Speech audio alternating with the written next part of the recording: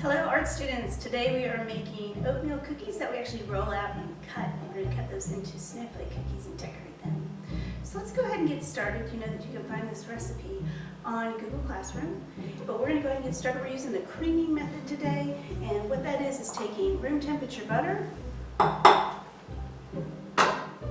and sugar, and we'll put both sugars in, the granulated and brown sugar.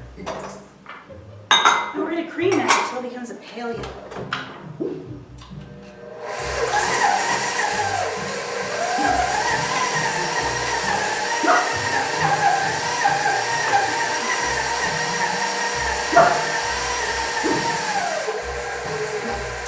And while that's going, I'm going to process some oats.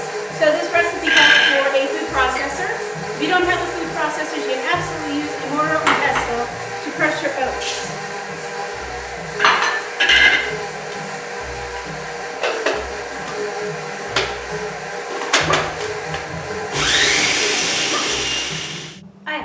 The oats, they still have a little bit of a chew to them, so they're not just ground to pulverized to a powder.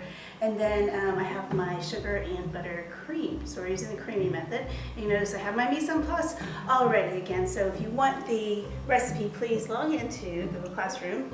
There will be questions on your quiz about ingredients, so always log in. So we're going to mix the egg and the vanilla. Goes right into the creamed butter and sugar. And turn that on. Make sure it's incorporated before you add any more ingredients.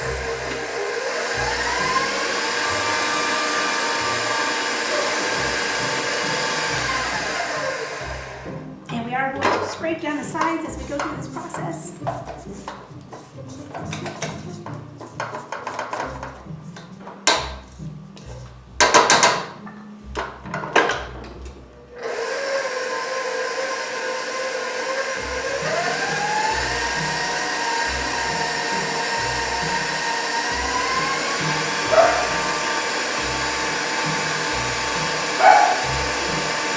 Okay, that's incorporated. Now we're going to add our salt and baking soda and cinnamon. Give it a little stir.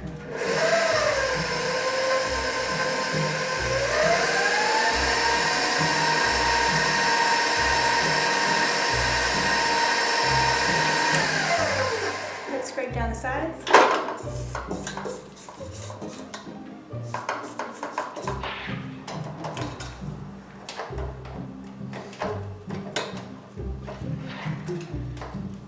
Get it all off the beater or the paddle and mix again.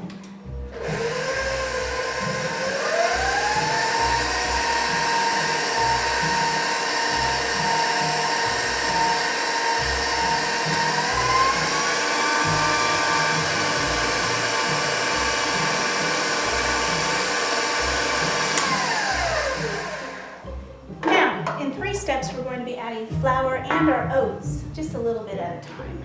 So this will be the first time we add.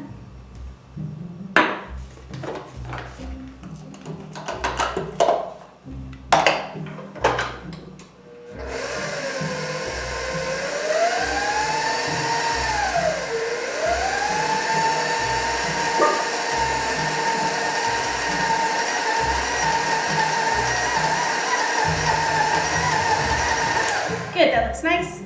Let's add again.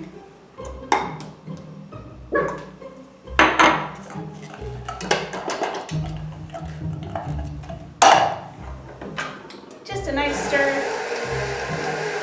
If you turn it on too high after you add flour, it all comes up into your face and makes a huge mess. Now we can just scoop it.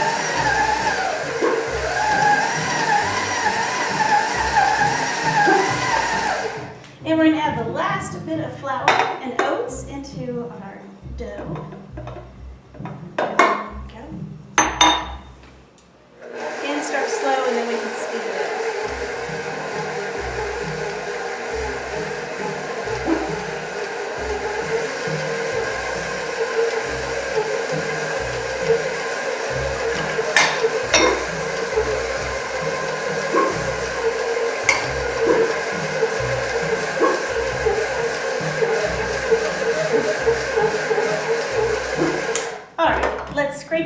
more time.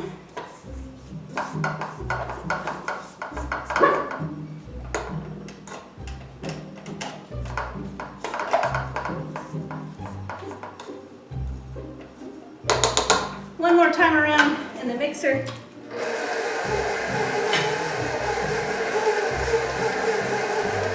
It's pretty thick.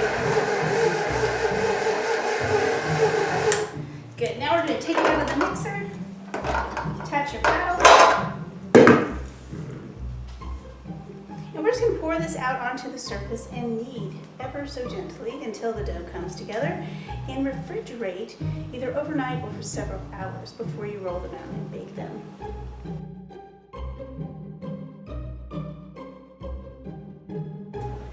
We are moving on to our gingerbread cookie mix. So I've already gone ahead and creamed the butter and the sugar because that takes about 5 minutes and you want it to become a pale yellow. Next we'll add our egg.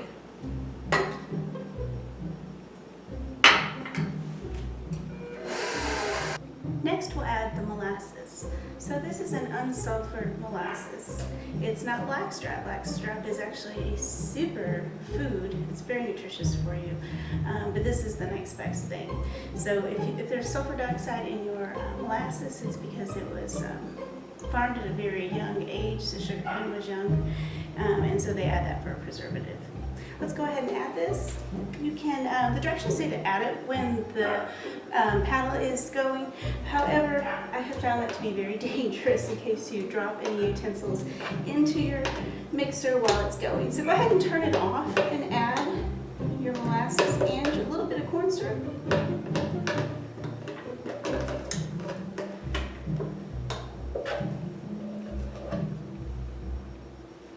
Okay, now let's stir.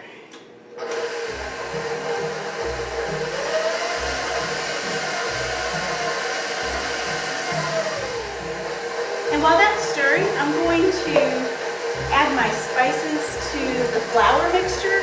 This is ground pepper, but I like to make sure that it's almost into a powder before I add it to the cookie dough.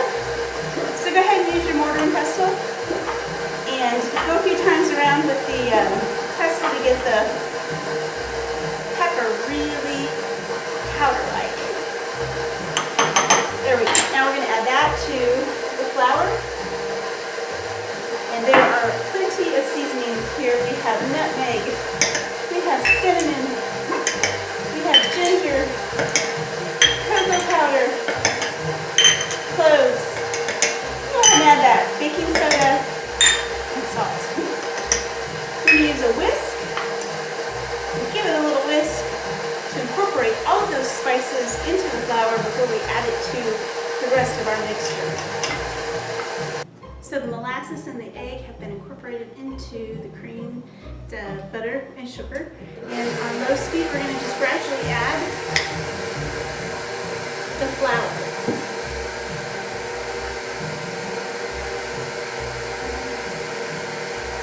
Before adding more flour, we want to make sure that all of this flour is absorbed. And for safe measures, you can also turn off your mixer before you add the additions.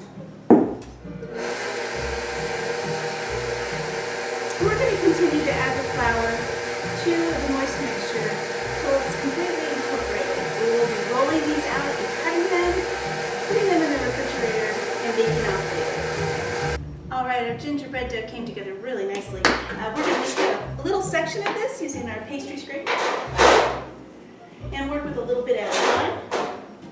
So over the years, I've accumulated many gingerbread people, cookie cutters. This is my favorite, so I'll be using this today. I'll be bringing all of these to school for you to choose from, many different sizes and different shapes. So lightly flour your surface. Spread that flour around in a thin layer. Lightly flour your rolling pin and gently roll out, just like we did our pie dough, where we're moving that and making sure we're not getting it stuck to the surface.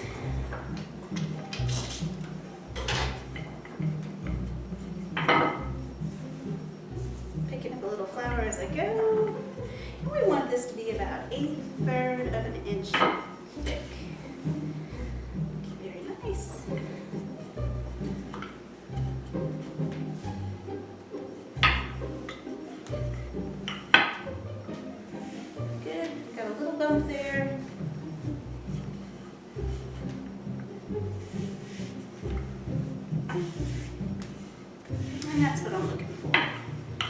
Then we're going to take our gingerbread person and we're going to put some flour on there so the dough doesn't stick, and working from the outside in. So we're going to go around our dough so that we make sure we're using as much of the surface area as we can. That way we don't have to work our dough over and over.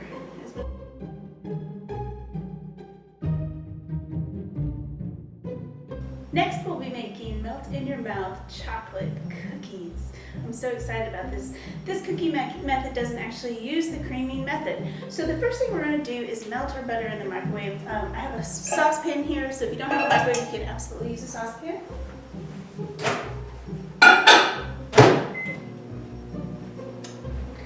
And while that's melting, I'll just let you know why I chose this recipe. So as we move into the last few weeks of our semester, we are going to be working on sustainability and also food recovery. We have an abundance of whipping cream right now. Whipping cream is expensive, so we don't want to waste it. So we're going to be taking that whipping cream and we're going to be turning it into butter. What's left over is buttermilk. So we'll be using the butter in our cookie recipes, and we'll be using the buttermilk in this recipe to make our chocolate cookies. They're so delicious. Let's shake the butter. Perfect. It's melted. So to the butter, we're going to add the cocoa powder. Give that a stir. Actually, let's put that into the mixer. So that goes right into the mixer.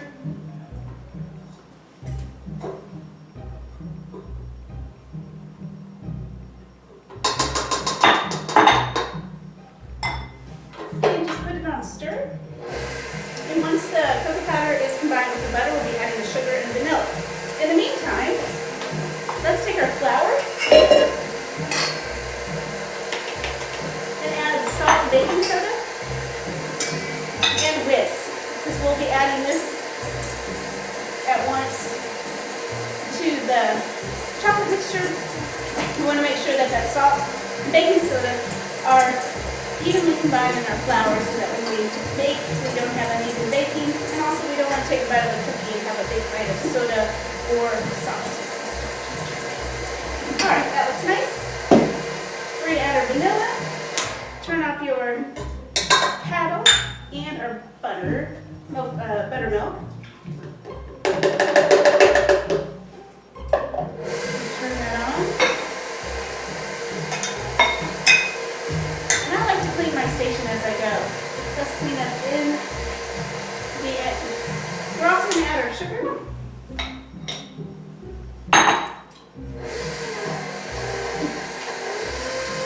And let's let this get nicely incorporated. It smells so good. It's so chocolatey.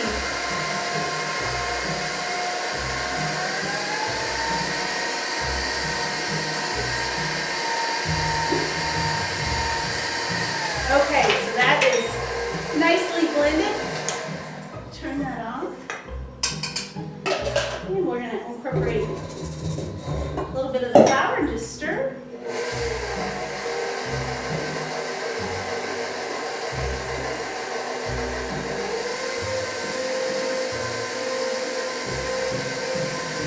And that's incorporated. Turn that paddle off. Some more flour goes in.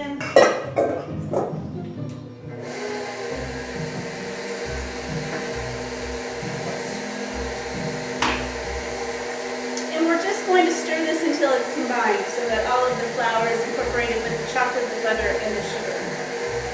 So again, there is no creaming in this chocolate cookie recipe. Just going to give it a clean off the sides here real quick.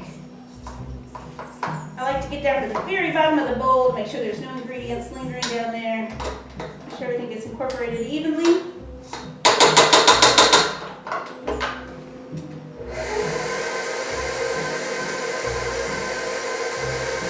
Good, looks perfect. Now we're going to add in our chips. It's 2 cups of chips.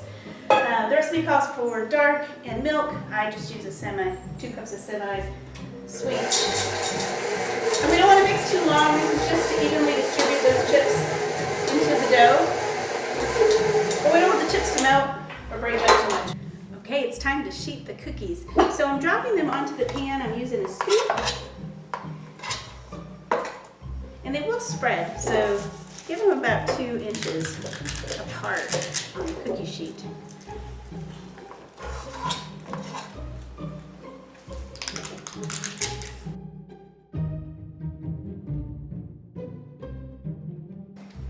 This will be the last dough that we put together, and this is an old-fashioned butter cookie. It's actually a Land O'Lakes recipe, and it's simple. It has 5 ingredients. So I went ahead and creamed that sugar and butter, so we are creaming our sugar and butter. Another reason why I chose this recipe is because we're going to be using the egg whites at the eggs at school. We'll be pasteurizing them with our water immersion circulator to make sure that those egg whites are safe to eat raw. But this is the yolk. So this recipe calls for the yolk, and our icing calls for the whites, making sure that we're using all parts of the egg. No waste. Egg yolks go into the creamed butter and sugar, just until incorporated. Then we're going to add the vanilla. And while I add the vanilla incorporated into the eggs and the creamed butter with the sugar, I'll be putting the salt in with the flour and whisking that to make sure that the salt is evenly distributed into the flour.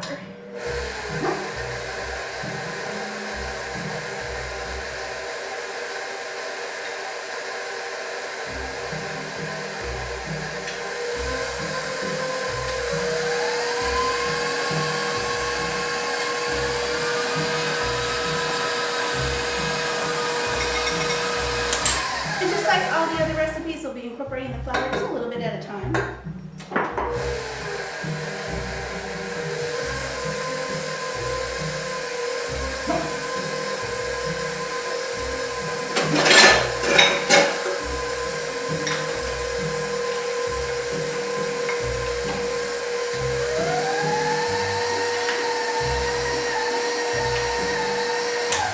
A little bit more.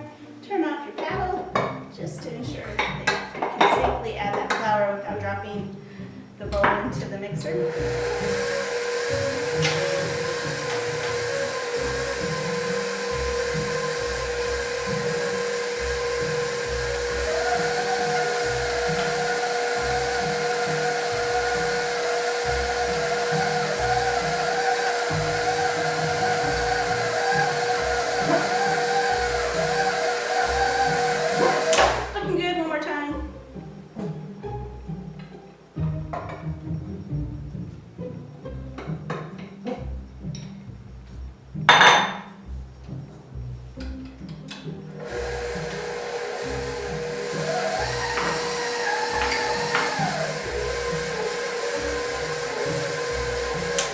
Some of the butter off the paddle.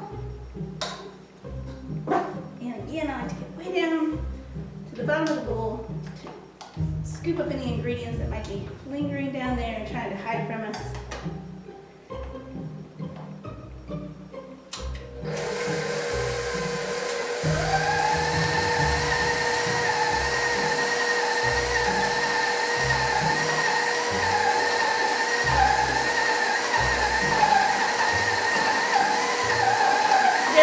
Together nicely, you know.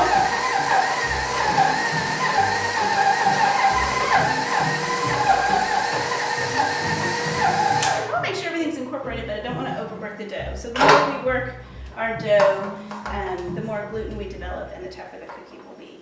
And to ensure that we have even cookies, I like to use a scoop, like we did on our chocolate cookies, so that they cook evenly. Get them all the same size so they cook evenly in the oven. Okay. So you're going to get your ball. And then if it doesn't stick, you can always use a little water, have a little water here, but I feel like it's going to stick just fine. So we're going to roll that just on the sides. And put that on your baking sheet. And you can use a melon baller. This will ensure that you have a really nice little circle. These are going to be similar to thumbprints, where we're going to fill them with a really simple icing once they're cooked and cooled. Some students thought when I meant thumbprint, you squish it all the way down and there was a divot, so some of the icing ran out. We don't want that to happen, so came up with a new technique where you just use the melon baller and slightly push down in the middle. Last but not least, we're going to roll out that oatmeal cookie dough that we started with. It needed to be refrigerated for several hours. So remember to flour your surface. And flour your rolling pin.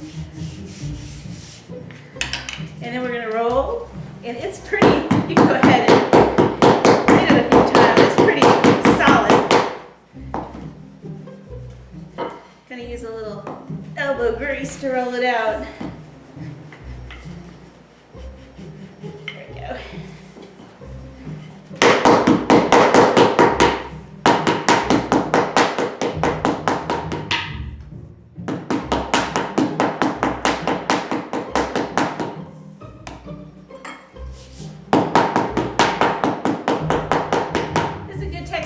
Stubborn pie dough as well.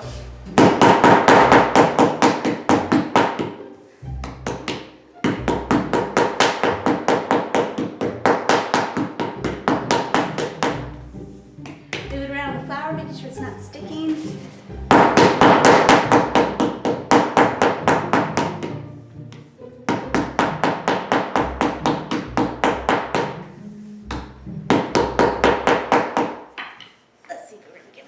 Yeah, it's a little better.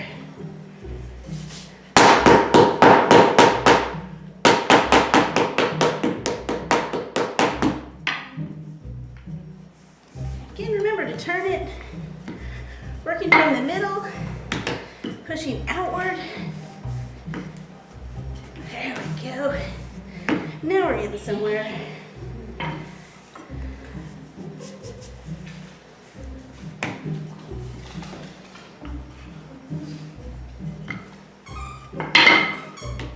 Got a little tear in the middle. Just piece it back together. Keep moving. There we go.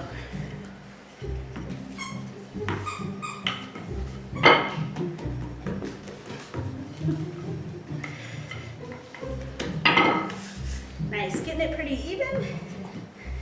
I'm gonna keep going till it's about a 1/4 of an inch thick. There, now we're making some dough.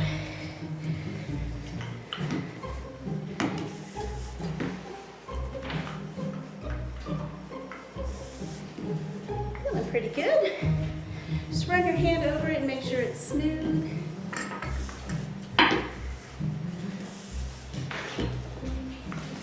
Tends to get thick in the middle and thin on the sides.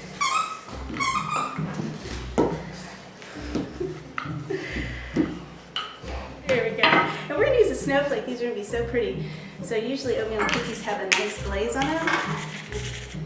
So we're going to be doing this with a snowflake.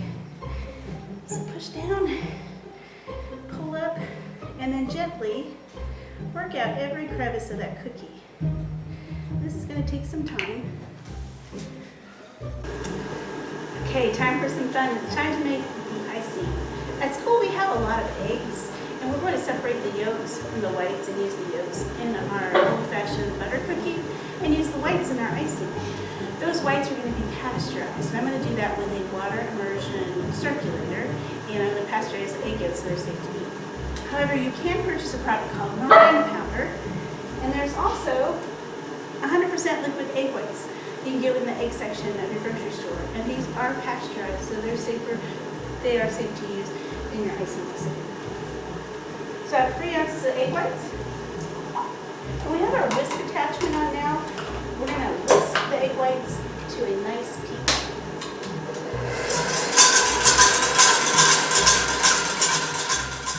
Our egg whites are nice and foamy, so we're going to add our confectioner's sugar, powdered sugar.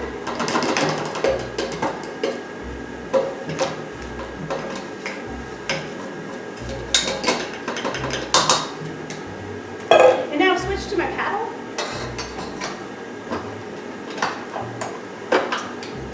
And start off slow mixing. So there's really not a science to this. Depending on the moisture and the air, the dryness, you can determine how thick your icing comes out. So I have a little extra confectioner's sugar.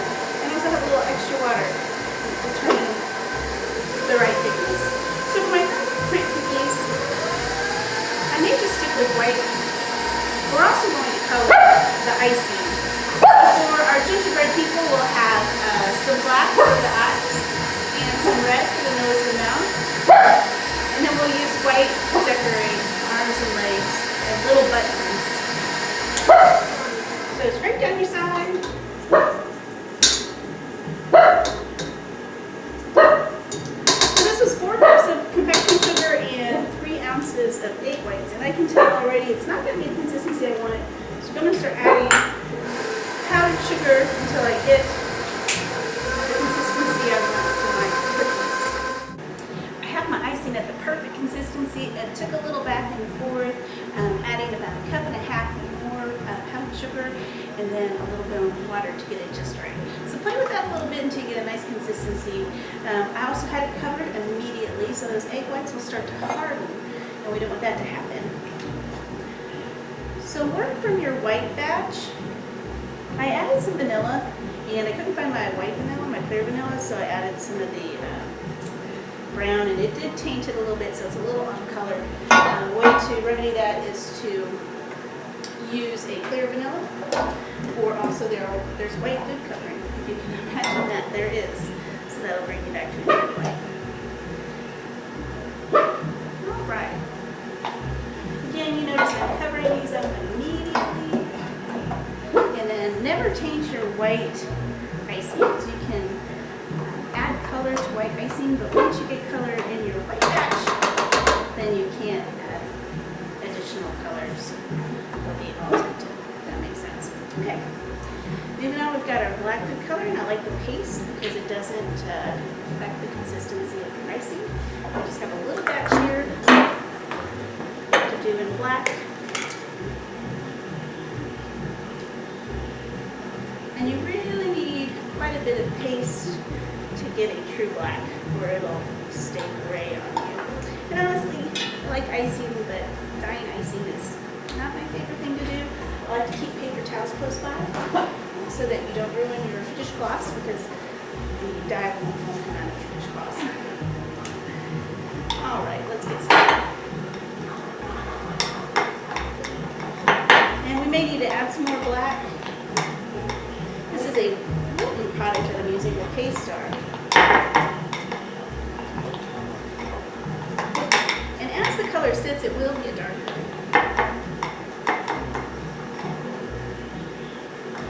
But as you can see, we're just gray right now. So we're going to add some more black color into that.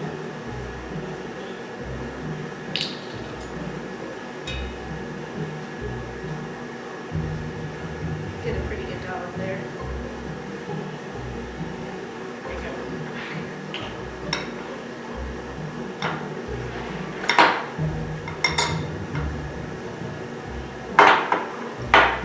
And you'll just keep adding black until you get the color that you like, and again, remembering that it will turn a little darker, but not drastically. And then we're going to do this with the red. We're going to fill our icing bags, which I have ready. Yeah, this is looking much better. I think this is going to be the color we want. So that will darken just a little bit, but that looks nice.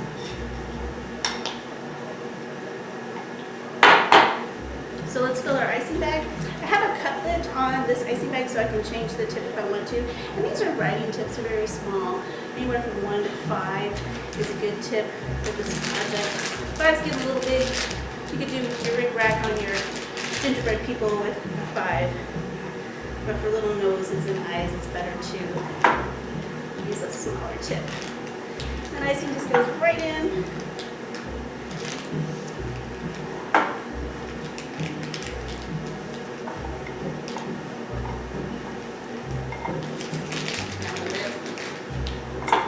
Last little bit in there. And then so it doesn't dry out on the inside of the bag, which will happen because air comes through the bottom of the tip. So let's go ahead and press all that icing down to the bottom. And you can also keep your tip covered as you work. This will dry out and clog your tip when you're working with a lot of icings, but most especially royal icing. And if that happens, you can use a toothpick, or you can take, since you have your cutlet, you can take that tip off and clean it and put it back on. So that's another nice thing. You go ahead, I like to use these little rubber bands to tighten it up and keep the air out and keep the icing in. We're going to do the same process for the red, and then of course the white will just go directly into the bag. No color needed. Okay, I have my icing colored. I have all my cookies cooled and out of the oven. So let's start with these wonderful little snowflakes. Over here I have my royal icing, and I'm keeping the tips moist underneath a wet towel. I also have a skewer if I need to take any lumps out at the bottom, and a wet paper towel. So we're going to start at a tip and then pull it do that again.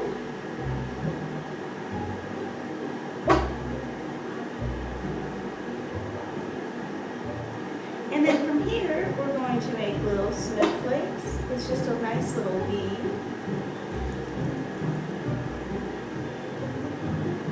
You can actually bring that all the way up to the top there if you'd like.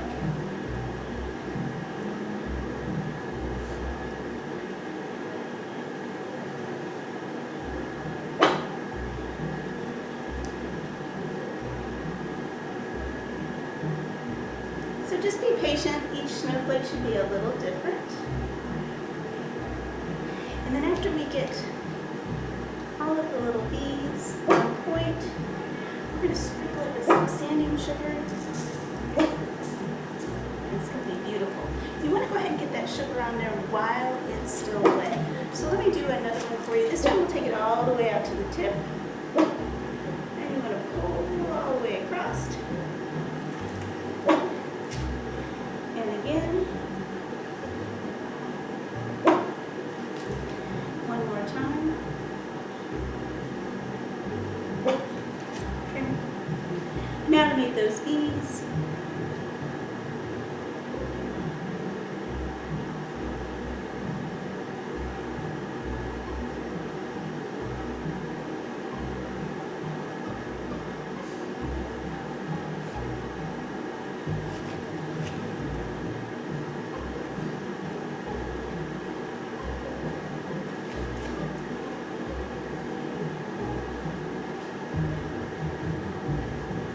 Last one.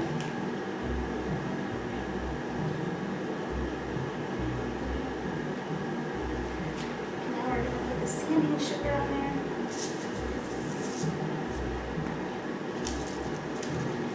There's your snowflake. Now let's do a couple of gingerbread.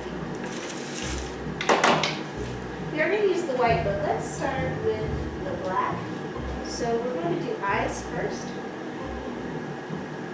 And remember, you're going to do also do nose and mouth. So make sure you get your eyes proportioned so that you have room to pipe your nose and your mouth. If you like, you can try to make a little heart nose. They're fun, and that's just a little V. So you start up and come back down. Let's try to do a little heart nose. It's been a while for me. Yeah, it doesn't look too bad. And then a little smile.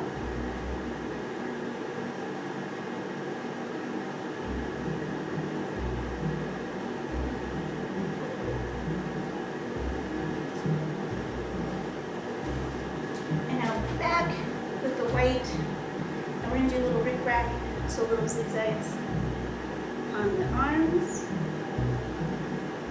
the legs.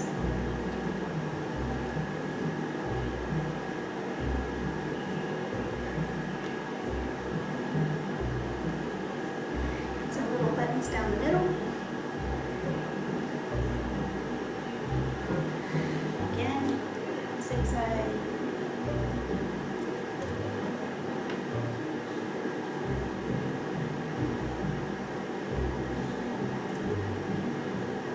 And buttons down the middle.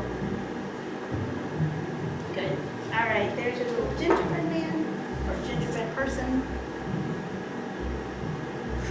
And now moving on to our thumbprints. So they actually grew quite a bit bigger than I thought. So I think at school we'll make it smaller. We'll use a smaller scale. But we're going to take the tip off of our icing, and that way we can have a big, this cup provides a big space for us to fill.